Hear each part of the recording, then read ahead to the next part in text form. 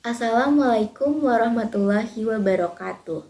Saya Irene Tintan Aprilian dari kelas 12 IPA 4 berdasarkan praktikum yang diujikan dengan tema roket etanol. Di sini saya akan menjelaskan bagaimana cara membuat roket etanol serta membahas faktor-faktor apa saja yang mempengaruhi kerja roket dan hukum fisika juga kimia yang terjadi. Sebagai dasar teori, roket etanol adalah roket yang menggunakan etanol untuk bahan bakar utamanya. Etanol atau lebih dikenal sebagai alkohol adalah cairan tidak berwarna yang mudah menguap dan jika dikenai suatu panas akan langsung terbakar. Dari reaksi pembakaran etanol, kita akan menghasilkan sejumlah energi yang dapat digunakan untuk mendorong roket. Persamaan reaksi pembakaran etanol yaitu C2H5OH dan O2 menghasilkan CO2 dan H2O dan juga energi. Berikut adalah alat dan bahan yang diperlukan.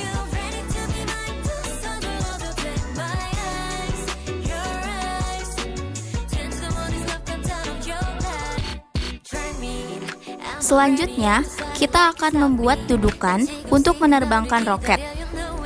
Pertama, sambungkan pipa berukuran 60 cm menggunakan letter T dengan pipa berukuran 12,5 cm. Lakukan hal yang sama untuk di bagian kirinya. Kemudian, sambungkan pipa berukuran 30 cm dengan letter L di dua sisi. Lalu, sambungkan pipa berukuran 15 cm. Dan terakhir, sambungkan pipa berukuran 30 cm seperti sebelumnya menggunakan letter L. Dan jadi, buat sayap seseimbang mungkin dan dicat agar indah. Buatlah kepala roket dengan menggunakan jeli clipping. Lalu masukkan lilin malam. Tempelkan kepala roket ke botol. Lalu rekatkan kembali dengan menggunakan lakban hitam. Lalu tempelkan sayap. Lalu hias roket semenarik mungkin.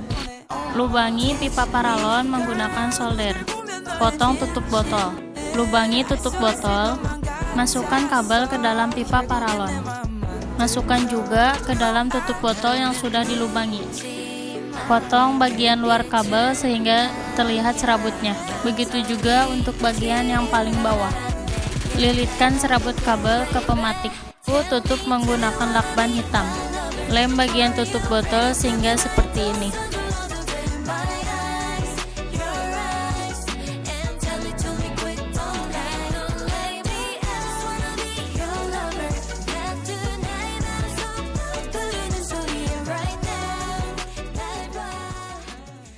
Nah, setelah melihat peluncuran roket etanol tadi, dalam peluncuran roket tersebut menerapkan beberapa konsep hukum, yaitu yang pertama adalah energi kinetik. Energi gerak roket atau energi kinetik dihasilkan oleh energi kimia bahan bakar yang menjadi energi panas pembakaran di dalam ruang bakar roket tersebut. Energi panas pembakaran ini menghasilkan tekanan yang disalurkan melalui peluncur atau tempat keluarnya semburan api sehingga menghasilkan suatu perubahan tekanan yang dapat mendorong roket ke arah berlawanan dengan arah gaya dorong. Yang kedua, ada hukum Newton 3, di mana roket memberikan gaya aksi yang sangat besar kepada gas dengan mendorong gas keluar dan gas tersebut memberikan gaya reaksi yang sama besar dengan mendorong roket. Arahnya berlawanan, roket mendorong gas ke bawah, gas mendorong roket ke atas. Ketiga, ada hukum kekekalan momentum, di mana besar momentum yang dihasilkan gaya dorong oleh alkohol sama dengan momentum meluncurnya roket. Pada keadaan mula-mula, roket dan bahan bakar diam, sehingga momentumnya sama dengan 0. Setelah reaksi pembakaran menghasilkan gas dan menyembur keluar, momentum roket tetap, sehingga momentum roket sebelum dan sesudah gas keluar adalah sama. Yang keempat, gerak parabola. Jarak maksimum merupakan jarak terjauh yang dicapai benda ketika gerak yang dihasilkan adalah gerak parabola, di mana sudut peluncuran roket untuk dapat mencapai jarak terjauh optimalnya adalah 45 derajat. Yang kelima, induksi elektromagnetik. Pada pemantik korek api magnet dan kabel terjadi induksi elektromagnetik di mana timbulnya arus listrik pada penghantar listrik akibat dari adanya perubahan medan magnet pemantik di sekeliling penghantar. Yang keenam, fluida dinamis.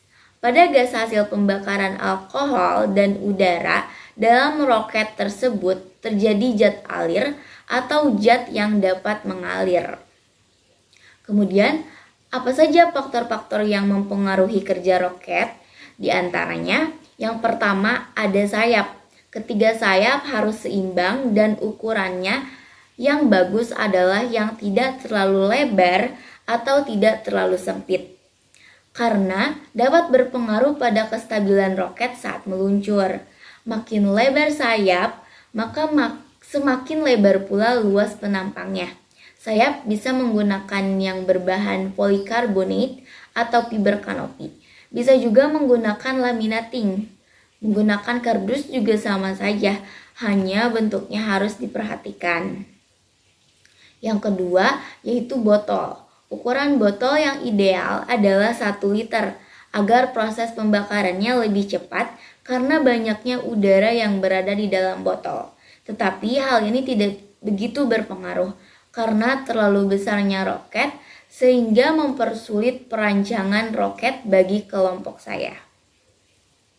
Kemudian yang ketiga ada kerucut roket. Kerucut roket yang tajam akan memudahkan roket memecah udara. Pemberat kerucut juga dipastikan agar tidak terlalu berat atau terlalu ringan guna penyeimbang saat mendarat. Yang keempat yaitu volume alkohol. Terlalu banyak atau sedikit alkohol sangat mempengaruhi kerja roket. Jika roket terlalu basah karena alkohol, roket akan sulit terbang. Begitu pula jika terlalu sedikit. Berdasarkan hasil praktikum kelompok saya, yang ideal adalah sekitar 5-6 semprot. Kemudian ada yang kelima yaitu keadaan botol. Jika botol basah karena air, alkohol akan larut dalam dan proses pembakaran tidak akan terjadi. Yang keenam, sudut dudukan roket. Apabila sudutnya lebih dari 45 derajat, maka roket akan meluncur ke atas dan jarak yang ditempuh jadi kurang maksimal. Begitu juga sebaliknya, apabila sudutnya kurang dari itu atau 45 derajat, roket akan jatuh dalam jarak yang masih lumayan dekat. Mungkin hanya itu yang dapat saya sampaikan. Maaf apabila ada kesalahan dalam membahas materi atau memaparkan materi ini. Terima kasih sudah menonton. Wassalamualaikum warahmatullahi wabarakatuh.